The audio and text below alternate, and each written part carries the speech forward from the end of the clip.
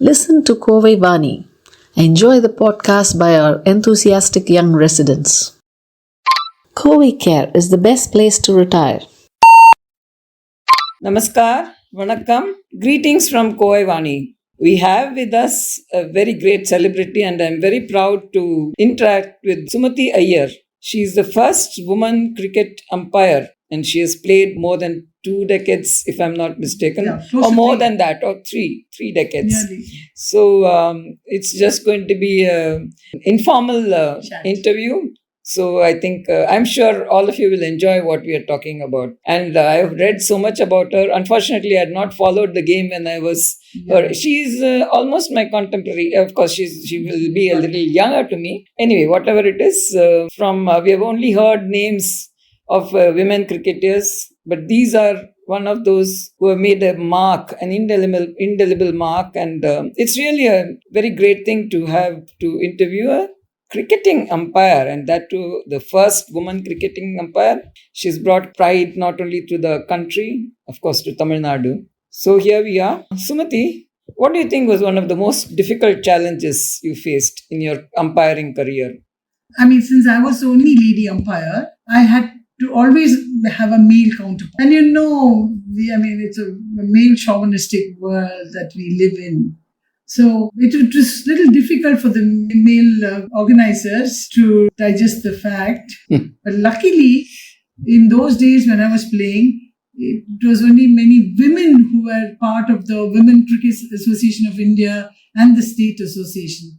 So my challenges were not many. But later on, when a lot of men started coming into the association, that's when, it was luckily, but I'd already made a mark. So it was okay. And moreover, I was in my playing prime. So only the games which Tamil Nadu or South Zone, we didn't qualify or, whatever, I could think of umpiring. Since our team was doing very well, I was doing the junior nationals, or I was doing the other games, senior nationals if we didn't qualify. So yes, it was a lovely experience for me, having playing days and also umpiring days run simultaneously. The irrecordable of my playing and umpiring. That must be very interesting, because very rarely people get that chance. You can do both together, and it was very nice. Did you have any wrong decisions? Definitely. Because in those days you didn't have this third umpire, no? No, we didn't have cameras. This many cameras. You would now see almost 30, 40 cameras all over the field. Ground level, this level, that level, and you have, various angles. Those days we didn't have the cameras. However, as human, we are bound to err. But it only showed the character of the players, how to take it. We had players like Sunil Gavaskar and Sachin Tendulkar playing in those days when they just walked, when they were given out. That showed the character of the person. However, there are few people who are out there to win the game, come what may, not bothered about the means of winning, but just to win. You can't do anything about them, but just tell them the decision, please take it and walk off. I was a little firm because I think playing with the men in my younger days made me tough. So I could stand my ground and tell them, this is it.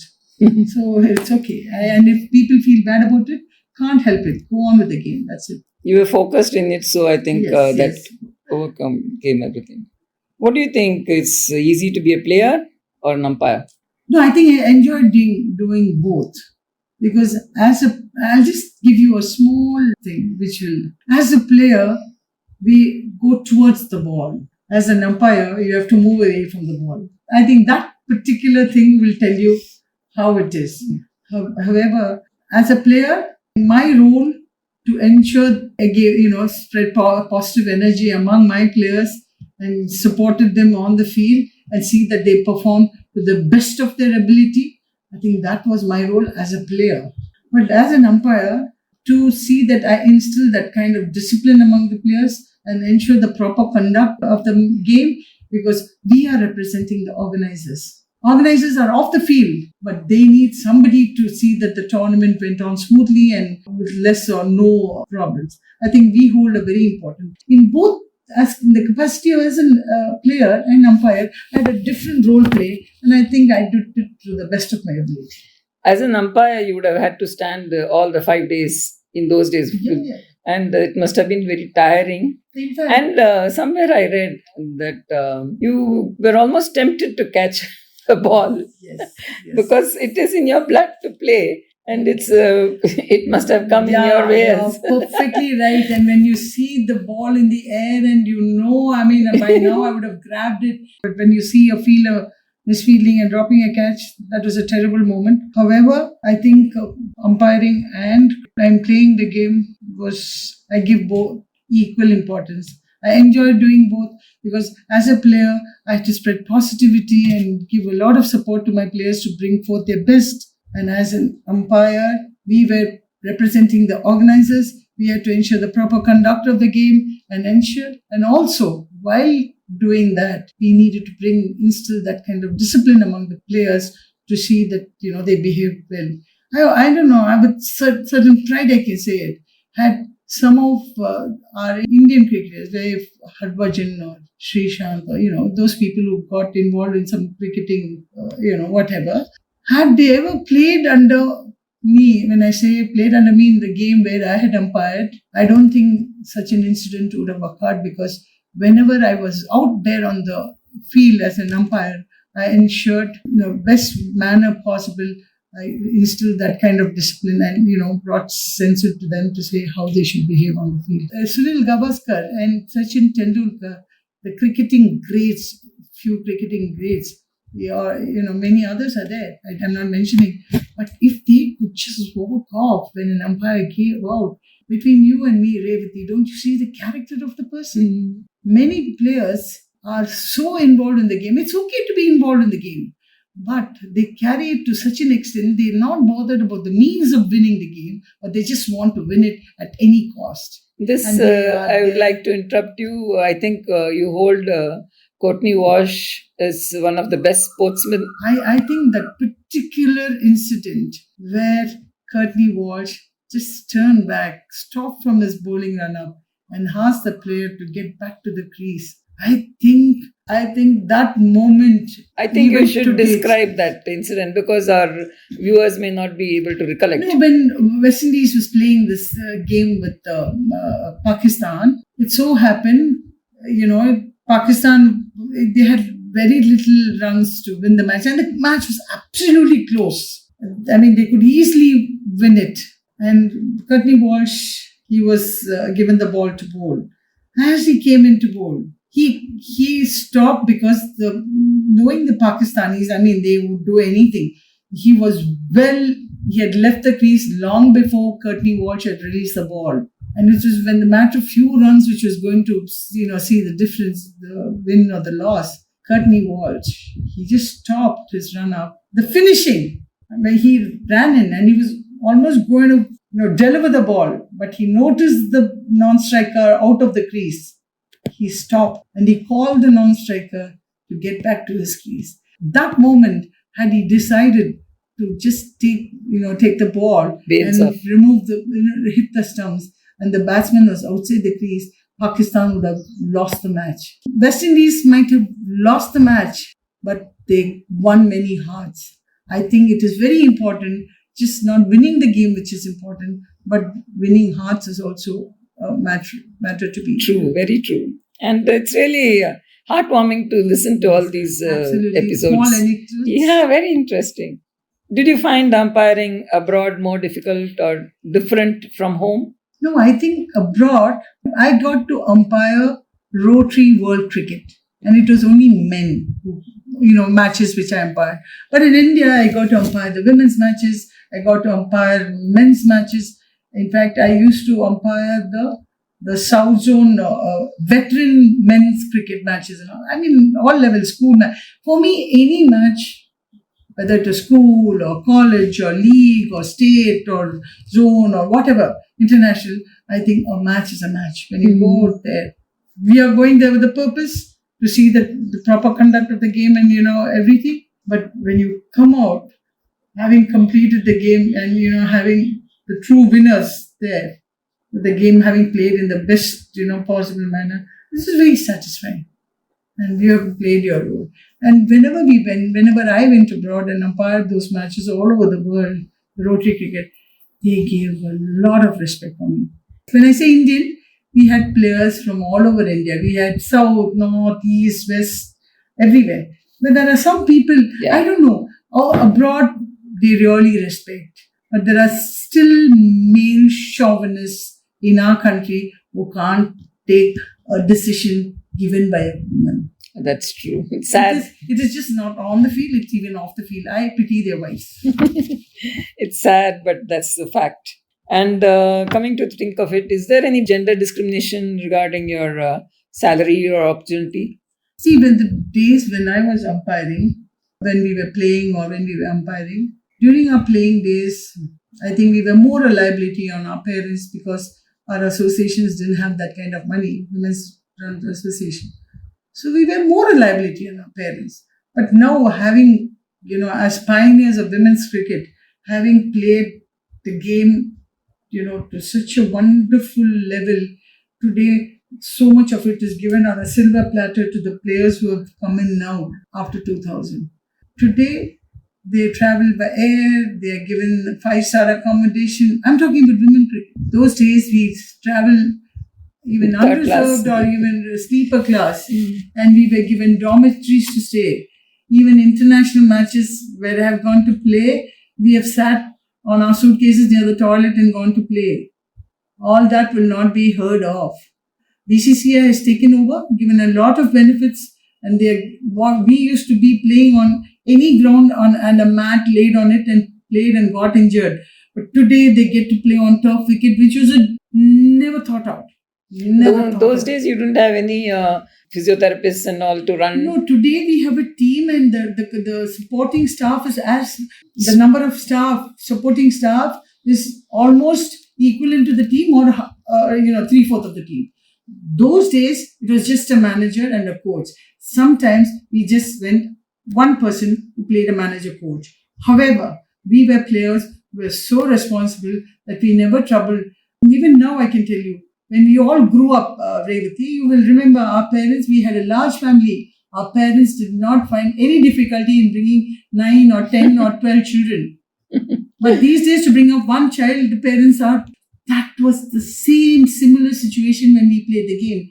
Our coach and manager did not find us, they found it very easy handling us. Because we stayed together and we combined together, that. Except railways, the role of corporates, of course, Canara Bank, you said they were. Canara Bank had, thanks to Shanta Rangaswamy in 1976 when she got her Arjuna Award, she was able to talk to the management and have Canara Bank come forward to recognize women cricketers. And we were 4 of us who got recruited in Chennai, and there were many others who got recruited in Bangalore. And today I can say, if I have to say thank you to Shanta Rangaswamy, I superannuated, having put in more than 35 years of glorious service and having performance at the highest level all over India. People knew. I think that was a big thank you to her. There were many women cricketers who got their job, played for a few years and then left. I personally feel, that was not the way, because it's so difficult to get a job. And here, for various reasons, health, you cannot, it's okay. But otherwise, the people who just got the job and later on left, they spoiled the chance for other cricketers. This women's cricket is not as popular as men's, in spite of BCCI's contributions. See, when we were playing, we drew crowd surely by our performance. But now there's so much of bhav and a lot of things given, and women's cricket is not drawing any much of this crowd, be it in India or other places. But in the days to come, I feel with IPL and all coming into women's cricket, the future is bright. Yes, probably Test cricket didn't draw crowd. One day will 20 overs will draw better crowd. But they are doing well nowadays. Yes, I mean they are doing well, and we are happy about it. Lot of youngsters coming into the fore, but I feel much. I mean, a lot the kind of things that we learned playing the game for so many decades. I mean, Sheer passion. We really amassed so much of good friends and a relationship. That is invaluable. You can't value it. Yes. The children of these days are, growing alone, not knowing. Probably, 1 year or 2 years of their association, they forget. But today, you and me, Revathi, we go back to 40 years, 50 years, and we are able to celebrate the relationship. That will not happen. The same is there off the field, the same is there on the field. Present cricketers, just for them, now come, play and go. Make that little money and go. No, for us it was not that. We were not bothered about whether we got, money or not. What do you think about women cricket commentators? Yeah, we have very many women commentators. In fact, I have done commentary also for Doordarshan and for Shrikant's website. See, the thing is, you will only find players who have played at reasonably good level and who have the gift of the gab, who will make a good commentator. Correct. There again, I mean, if you're arrogant and if you're going to take sides and if you're going to be caustic with your comments, you're not going to be liked. Whether as a player or any other role, I think you need to have a godfather or a sugar daddy when it comes to women. I didn't have one, but I don't regret. To whichever level I came surely on my merit. So you do feel that there's a glass ceiling? Yes, definitely. If somebody is there doing it, they had somebody to push them, take them. That's okay. But in whatever role that I have to play as a chairman of the selection committee or whatever, I play my role the best thing possible and see that wherever it is justice. Simple. That's it. Nothing else. So there's a lot we can ask you, but one last question. How do you think we can encourage young girls to take to cricket? I think the future is so bright. Now that the carpet has been laid and BCCI has taken over women's cricket and they're doing a lot for women cricketers and more jobs are available for them. Because we had Harmanpreet who got into police, we had Shika Pandey who got in the Air Force. So the girls, many of our players have taken different avenues have opened up. It's just not railways or banks or whatever. There are other organizations who are looking forward to such people, wanting such people to be coming into the organization who can, give that kind of boost to their organization. So the future is very bright and job opportunities are also very bright. So if any parent or anybody finds there is talent among the girl child, please just come forward and encourage the child to take up this game because the future for women's cricket is very, very bright.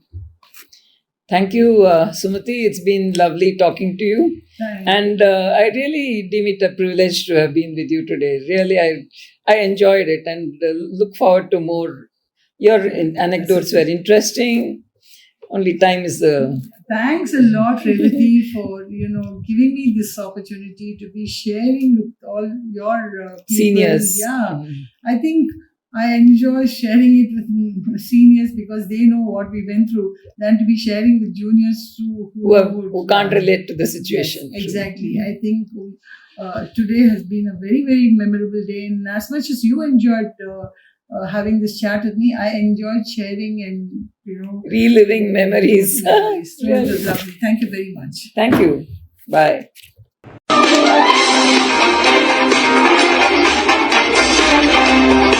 Thank you and stay tuned.